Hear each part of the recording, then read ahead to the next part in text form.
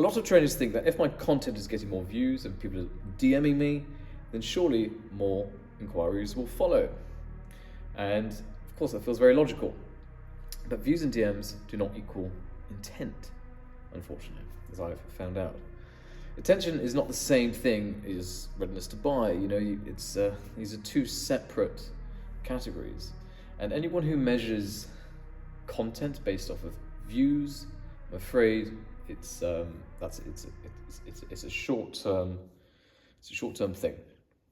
So the question isn't why isn't my content working? The question should really be why does attention stop short of becoming an inquiry? What is the gap between that initial intention and people actually showing up and booking?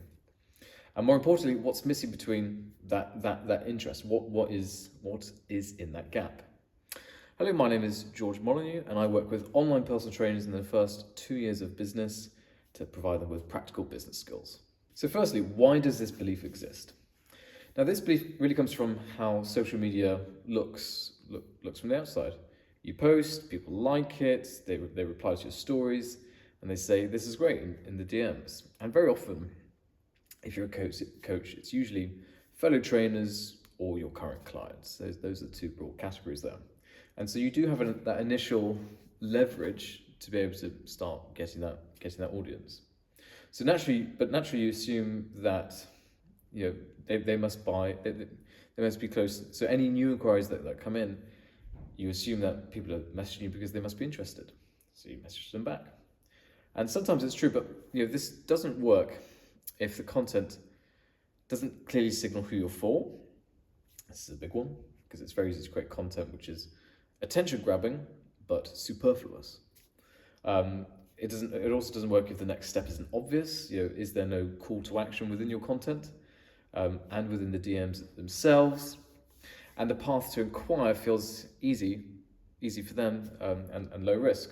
But most of the time, those things are missing in the trainers which I've worked with and observed. So what's the real constraint here? Let's have a look. So you're generating interest but not intent. Now, I think for lots of coaches, as I mentioned earlier, they will assume that interest must mean that. Well, actually, let's look at it another way. You are observing you're observing a coach, and maybe they've got 100,000 followers on Instagram. Now, these days, that's not too hard. It's a relatively easy goal to achieve. You can do it through many different means these days. But to assume that that person is generating more leads is actually wrong. Now, I know that sounds, it probably doesn't make a whole lot of sense. But when you peel back the specificities of what's required to generate an inquiry, then it makes complete sense, because they are missing these key components. Anyone can generate that initial interest, but it's just not the same as getting an inquiry, because interest it looks like likes, replies, compliments, and this makes sense. Whereas intent is much more specific. Intent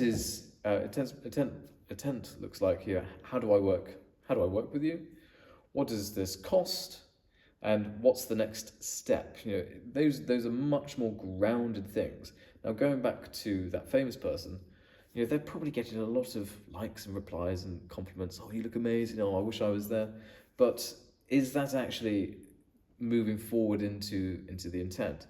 Now, the answer may be yes, but it's probably not at the same volume that you expect. And the reason being is because generating mass appeal is not the same as generating a really specific high quality product which people want to buy from you. They are two different things. Now, you can have both. I'm not saying you can't, but very often people just play the numbers game. And unfortunately, that person with 100,000 followers could probably be doing 3 or 4 times the amount of income if they were to follow the steps that we have here.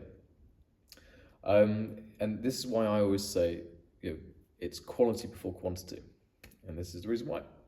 So the gap between the two is where most trainers get stuck, and that gap is usually caused by two things: friction and ambiguity. So here's an example.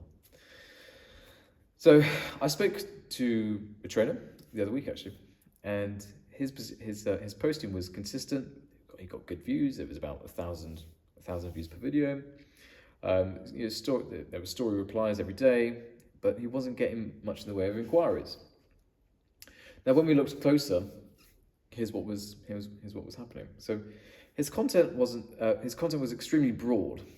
A lot of it was quite motivational, rather than being helpful.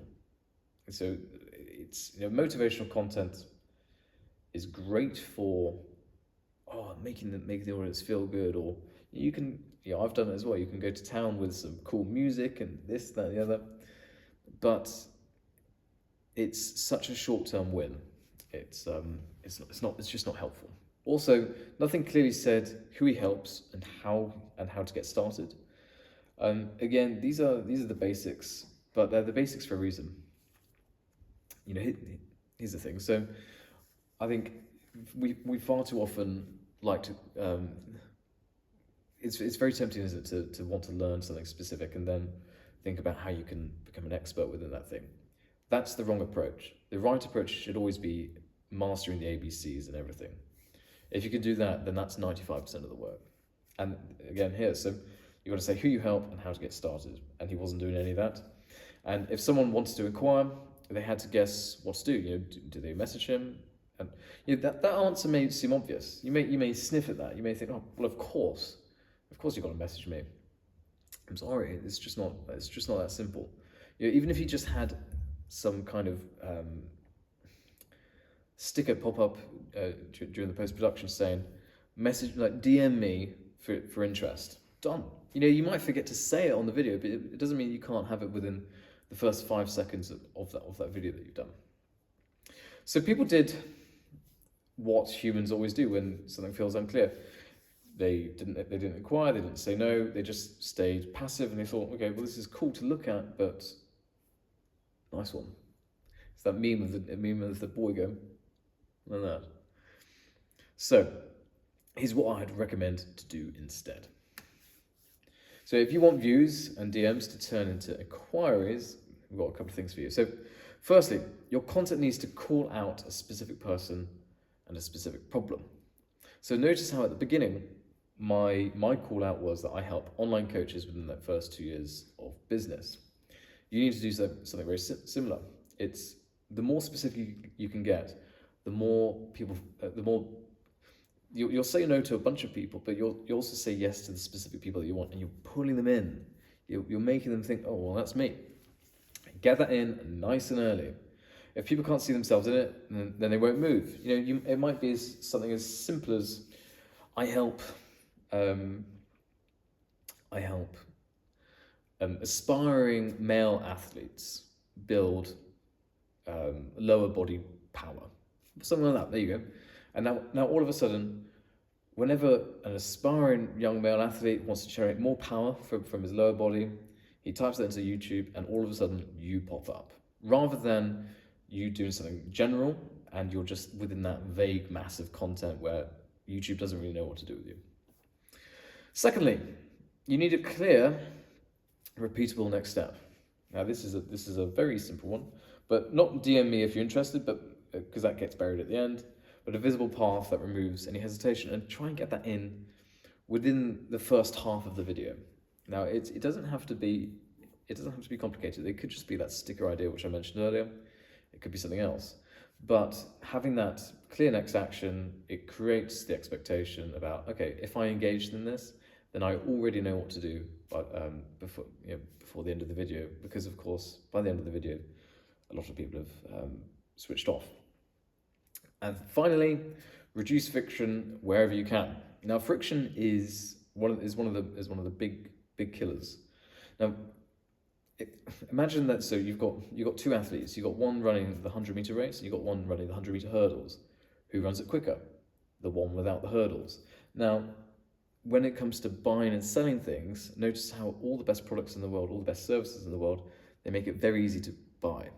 Amazon one click, Uber, Airbnb, eBay, they all do it. You see it, you buy it, done. You need to figure out how people can go from inquiring for your services through to getting them on an intro call as fast as humanly possible. If you could do that, then your inquiries will instantly shoot up. So that's it for today's video. Thank you very much.